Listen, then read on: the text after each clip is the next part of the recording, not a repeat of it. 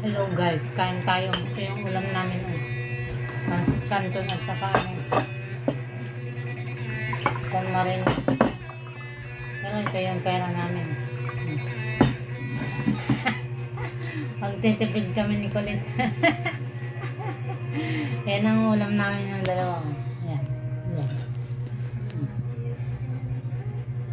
Yan ang ulam namin ni Kulit San Marino.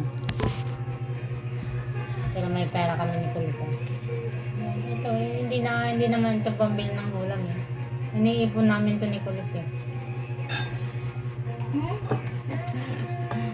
Iniipon namin ito para sa luho. Para pambili ni Kulit ng ng tao dito. Piano.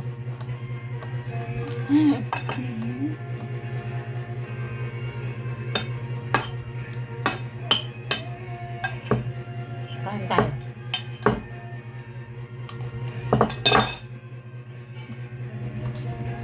Pambili ng piano ni Kulit pero yung ulam namin sa Marino. Diba? Diba? Basta may piano si Kulit. Tsaka basta may ulam tayo masarap. Basta daw may ulam siyang sabi mo, basta may ulam na Masarap. may ulam na. Sabi ba ng masarap ang ulam?